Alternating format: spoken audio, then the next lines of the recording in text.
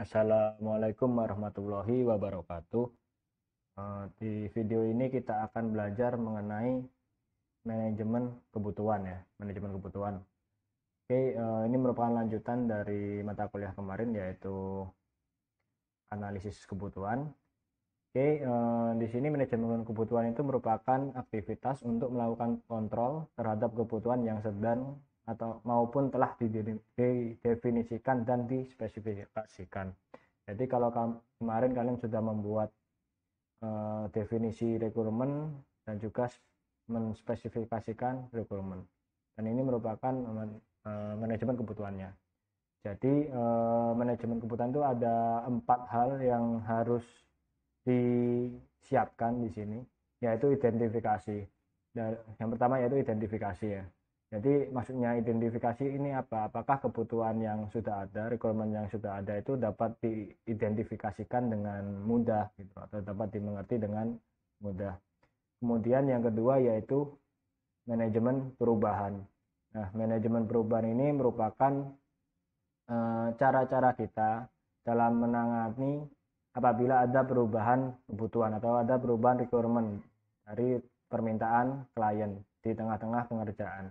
Nah, ini harus kita siapkan strateginya gimana, perjanjian kontrak dengan klien seperti apa apabila ada requirement atau kebutuhan yang berubah di tengah pengerjaan. Kemudian yang ketiga yaitu dokumentasi.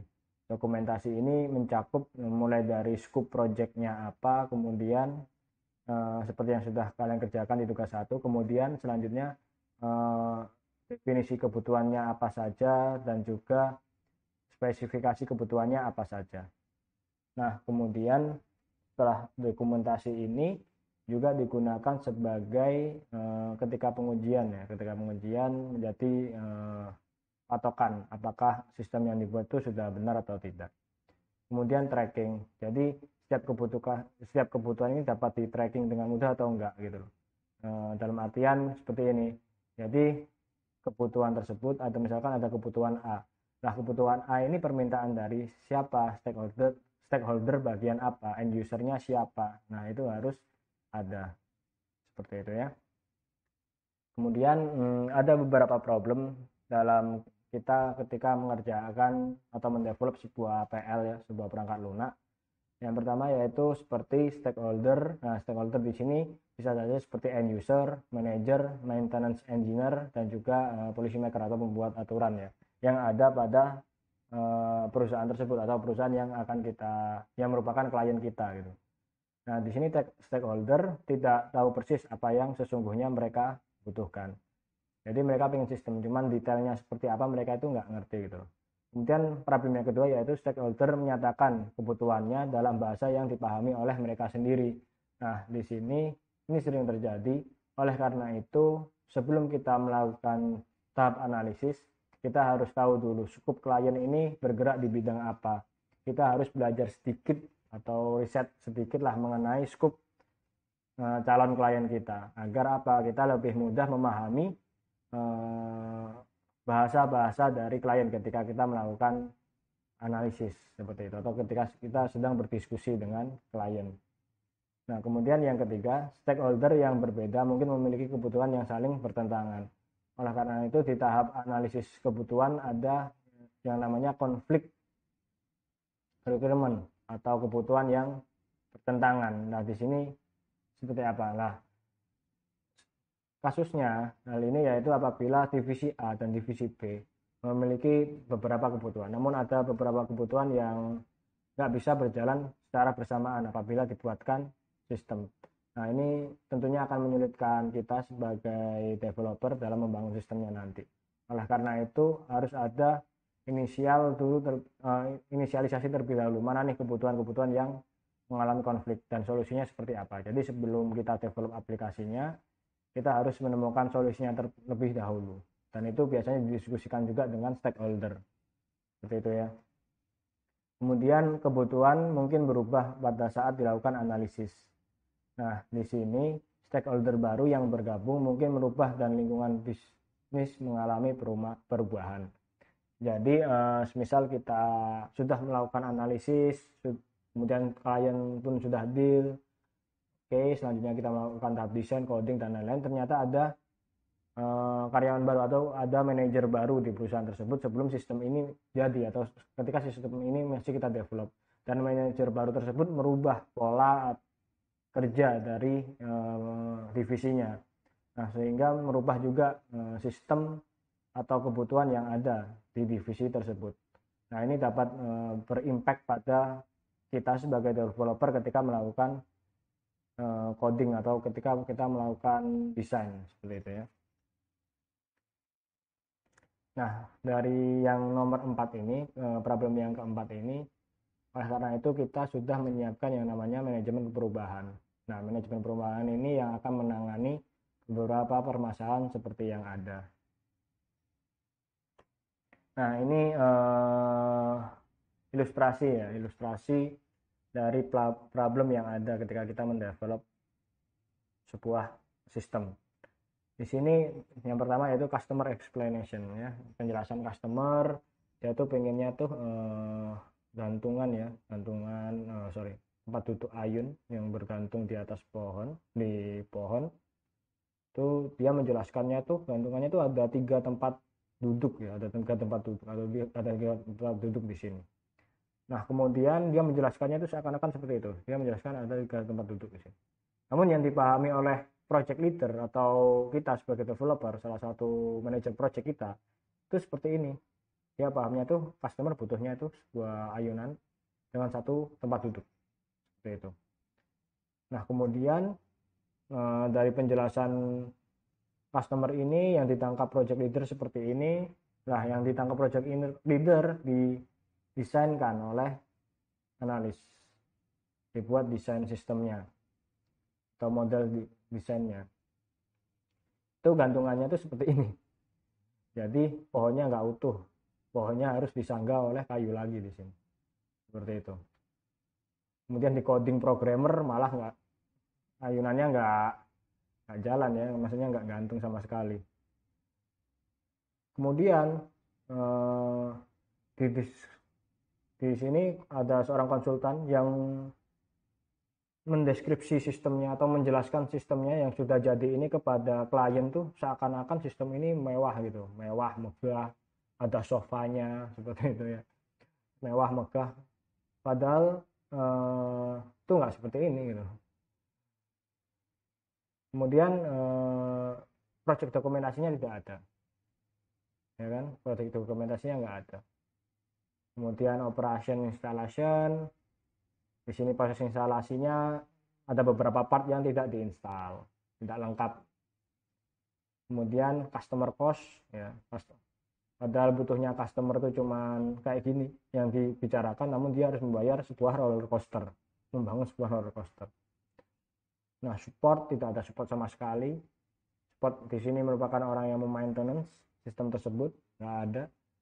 Kemudian inilah sebenarnya yang customer inginkan. Dia cuma pengen sebuah gantungan dengan 1 tali yang untuk tempat duduknya sini berupa ban bekas. Hanya simple yang dibutuhkan klien. Cuman ada kesalahpahaman di setiap prosesnya, sehingga yang terjadi apa yang sering terjadi, sistem yang dibuat tidak sesuai yang diinginkan, sedangkan cost yang dibayarkan oleh customer sangat mahal. Dan di sini developer juga pasti frustasi karena sistemnya tidak dapat digunakan atau tidak dapat dimanfaatkan oleh customernya. Nah, kemudian ada konsep pemodelan kebutuhan. Nah, konsep pemodelan kebutuhan ini menjembatani antara deskripsi sistem secara umum dengan model perancangan. Tujuan utama model kebutuhan itu yaitu menjelaskan apa yang dibutuhkan oleh customer, kemudian menjadi dasar perancangan perangkat lunak, dan juga menjadi referensi dalam melakukan validasi kebutuhan. Nah, di sini ada 2 metode yang dapat kita gunakan, yaitu terstruktur dan juga OOP ya, berorientasi objek. Kalau terstruktur kita membuat model kebutuhannya itu berdasarkan proses-prosesnya. Kalau objek, kalau OOPA ya kan, berorientasi objek, maka kita berdasarkan objek-objek yang ada atau terlebih atau pada aktor-aktor yang ada di dalam sistem tersebut.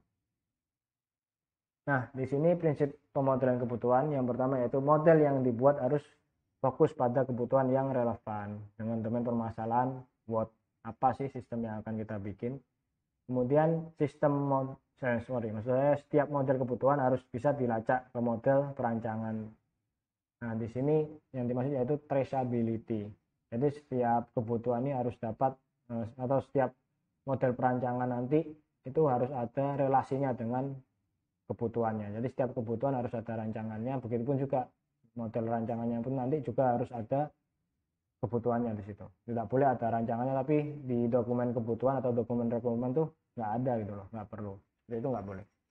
Kemudian setiap elemen dalam model kebutuhan harus mampu memperjelas pemahaman secara utuh terhadap kebutuhan perangkat lunak, domain masalah, fungsionalitas, dan perilaku sistem. Kemudian memastikan bahwa model kebutuhan memiliki nilai manfaat untuk seluruh stakeholder. Jadi harus kita pastikan setiap kebutuhan yang ada itu benar-benar memberikan impact pada kinerja customer nantinya atau operasional mereka gitu. Karena apa, kalau kita bikin sistem namun kebutuhan tersebut nggak dipakai, tentunya customer hanya membayar aja tapi tidak perlu menggunakan sistem tersebut. Kemudian model dibuat sesederhana mungkin, notasi yang sederhana dan juga non duplikasi informasi. Jadi model yang dibuat harus dapat dipahami juga oleh customer ya. Nah, di sini ada beberapa tipe-tipe model kebutuhan. Ya, pertama yaitu skenario based model. Kalau skenario based model ini merupakan kebutuhan yang dilihat dari sudut pandang aktornya atau stakeholdernya.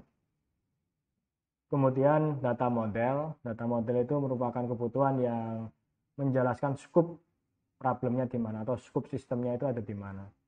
Kemudian class oriented model dan juga flow oriented model. Kalau class seperti saya jelaskan tadi, kebutuhan yang berdasarkan objek-objek atau kelas-kelas yang ada pada sistem. Kemudian kalau flow oriented model itu kebutuhan yang berdasarkan proses dan juga data pada sistem tersebut.